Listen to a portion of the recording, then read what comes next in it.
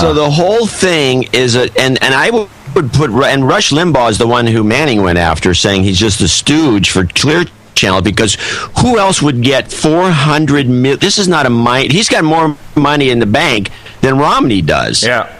And he has got his marching orders, and it was Rush Limbaugh who first triggered the let's get Perry in there. He's the one who was setting up the scenarios, and he was way against Romney, but now he's really pro-Romney, and he's the same guy, if you remember.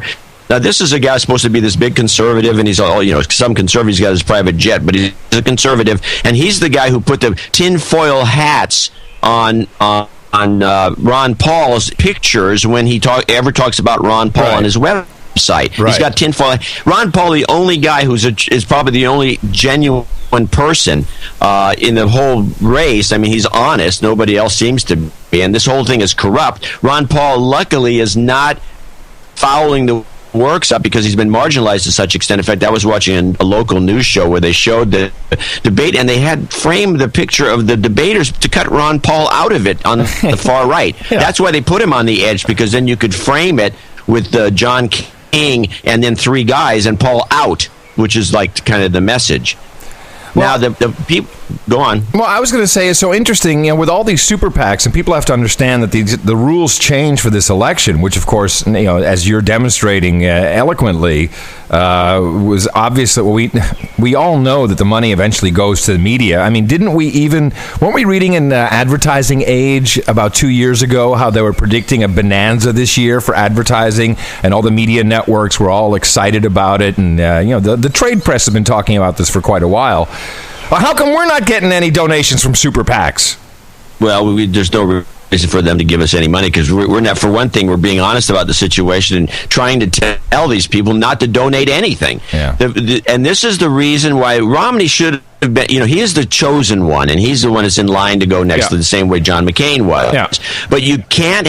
But the media gets screwed if that's a done deal right off the bat, because you've got to at least get to Super Tuesday, where I think 21 states all have the election on the same day, and that's where the money gets. That's where the real dump of $500 million gets thrown at the media, and they just haul it in and put those ads up, whatever the ads. They don't care about what the ads say. They just take the money, and once that's over with, then it'll be kind of done, and then the big national election takes place, where the money, the $1 billion that Obama has to be matched by $1 billion. And so that the media has just got to be drooling over this, and Clear Channel is obviously one of the schemers to keep this thing so they can milk every penny and dime out of it. So this will be a close election the whole time. You watch when the two guys go ahead start to fight, Romney and Obama. It's going to be close, because that just encourages more and more media spending. This is just the most corrupt thing I've ever seen.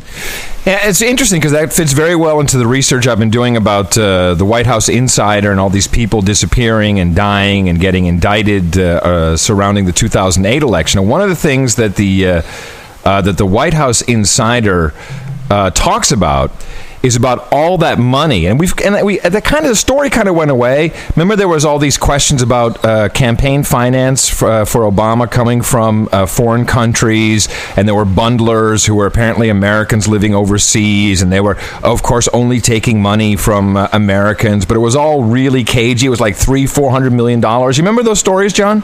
Yeah, we talked about the possibility that all these single donations were actually big chunks of it was an elaborate scheme to take a bunch of huge donations, then spread them out over nickel and dime it, and then bring it in through the internet, and it's not traceable at that point. Well, it was not only so. I looked into some of those, some of the research that was done, not by the mainstream media, of course, but by people like Pamela Geller, who runs AtlasShrug.com, and it's unbelievable when you look at all the research she's done. And I think what probably happened here, and why the whole super PAC regulation came into play, is they knew that this was too hot an issue. They couldn't do the whole money laundering and bring it through the internet anymore, because people will be looking out for that. And they just said, well, screw it. Let's make a law that we can just have any money coming from anywhere, and we have no idea where the super PACs get their money from. That doesn't matter. So it's legal whitewashing with the same effect, advertising dollars. And as we know, that's how we choose our presidents in the United States, because it's not just the consumers who get indoctrinated, just like they're told to buy which car they like and which soup powder. But also, you're going to get the most profitable spin, and you're going to get the nice scripts being executed by the media companies that are being paid. Yeah, no, it's a media, government, industrial, military complex. I mean, it's unbelievable. I think academia has been kicked out of the picture, but it's just a complete fiasco. And Ron Paul, if nothing else, is when all is said and done, and people start to analyze what we witness, especially with the marginalization of Paul by the media. Yeah. In fact, I do have a clip. I got the Ron Paul on Fox where he's with Neil Cavuto, and he's starting to bitch about something or about the media, and Cavuto's looking.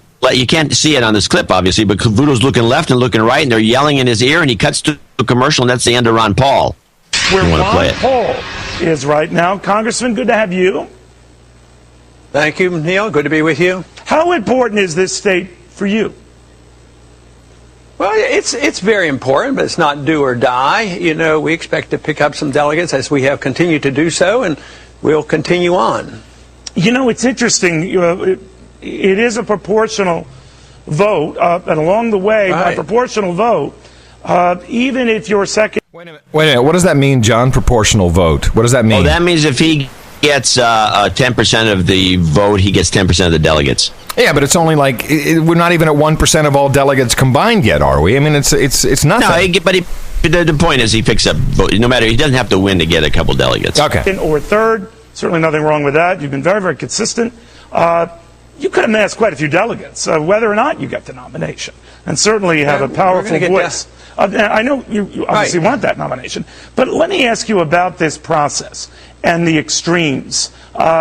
You've seen the leaders go up and down. Now Iowa's been recertified to show Santorum won and not Romney. South Carolina, where Romney was winning, he might lose. What's going on within your party? Well, I don't think the message is very clear. I have a very clear message, but I'm challenging the status quo. The rest of the candidates are part of the status quo. Nobody seems to be happy. I'm sorry. I'm sorry, John. Yeah, that's not on the air.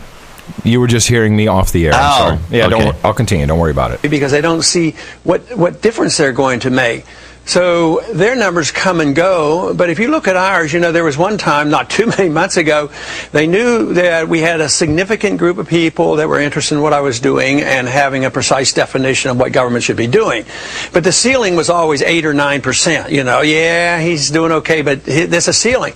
But now the ceiling shifted to about 17 or 18%. Now they're conceding that, it's over 20%. And if you include independents and Democrats, our percentages are much better. Not too long ago, there was a poll done where I was up against Obama, and I was equal to Romney in that. So does it bug you have a lot of support from independents and Democrats. You've been a remarkable phenomenon, but I always think you're like a sort of a thin Rodney Dangerfield. You don't get any response. Does that bug you? Well, I think a lot of people think that. Certainly Jon Stewart thinks so. This whole idea. I mean, if you look, somebody told me, from this last debate, I thought I did rather well.